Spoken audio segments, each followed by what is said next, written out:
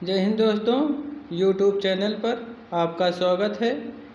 MKY Hindi short hand पर matter जो बोले जाते हैं वो मैटर हैं आध्यात्मिक, कुरुक्षेत्र, कहानी, निबंध, जीवनी, योजना,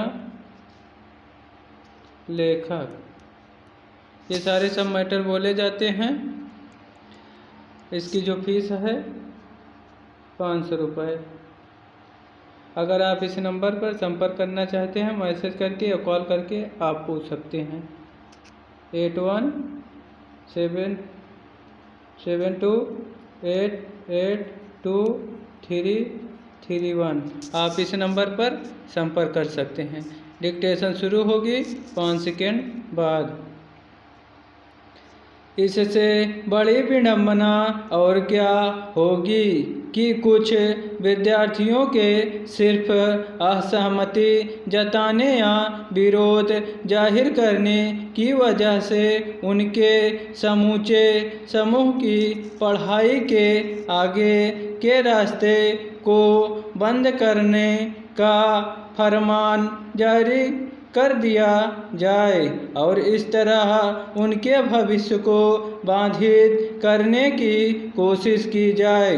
हैरानी की बात यह है कि ऐसा फरमान जारी करने वाली संस्था जीवन के दायरे में रहकर काम करने का दावा करती है और महज इस बात के लिए आहत हो जाती है कि कुछ विद्यार्थियों ने कुछ मुद्दे पर लोकतांत्रिक तरीके से अपना विरोध जारी किया।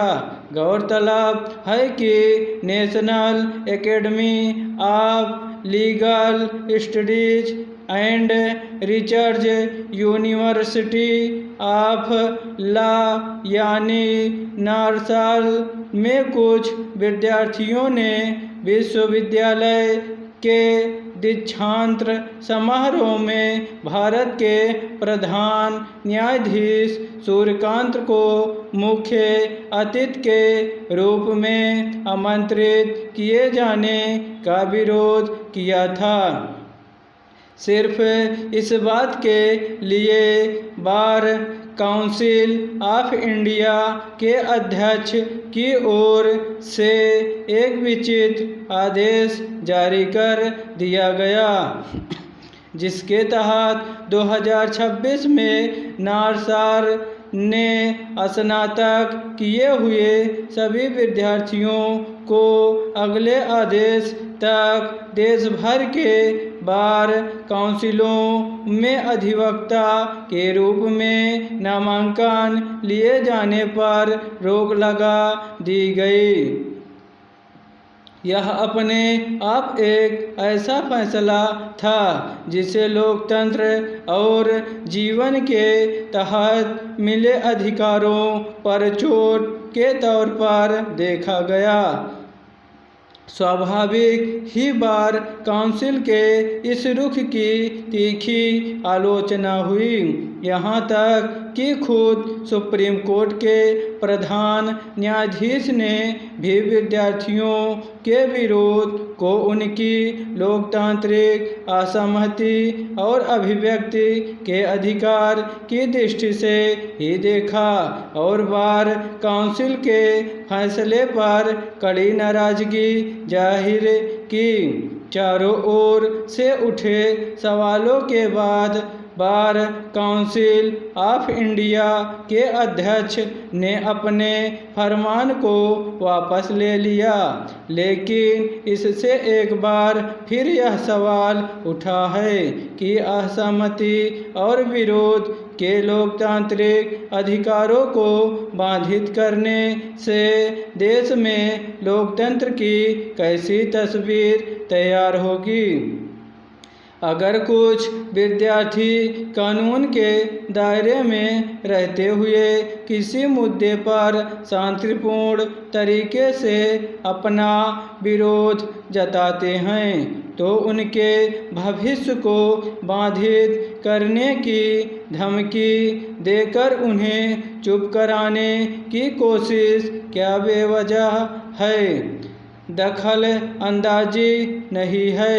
बार काउंसिल ऑफ इंडिया देश में वकीलों के पेशे को विनियमित करने वाली शीर्ष संस्था है, मगर अपने अधिकारों का इस्तेमाल करते हुए कानून के ही विद्यार्थियों के अभिव्यक्ति के अधिकार को चोट पहुंचने की कोशिश के जरिए उसने क्या हासिल किया?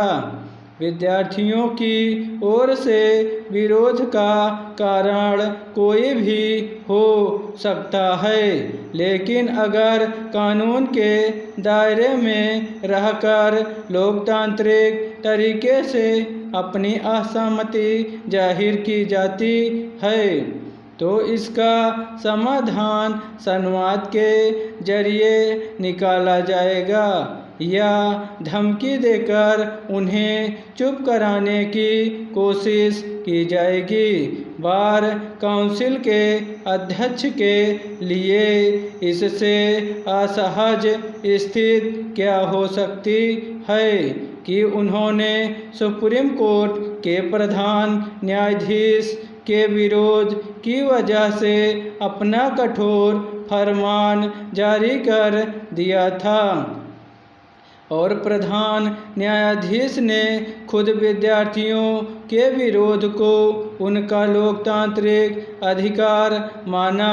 किसी वैधानिक संस्था में शीर्ष पद की जिम्मेदारी और गंभीरता को समझने के बजाय हड़बड़ी या नाहक शक्ति प्रदर्शन करने का प्रयास को दरअसल असहमति के स्वर को दबाने के तौर पर ही देखा जाएगा, मगर इस पर लोकतांत्रिक अधिकारों के प्रति सजग नागरिकों सहित खुद प्रधान न्यायाधीश की ओर से जैसी प्रतिक्रिया आई वह उम्मीद जगाने वाली है। स्टॉप।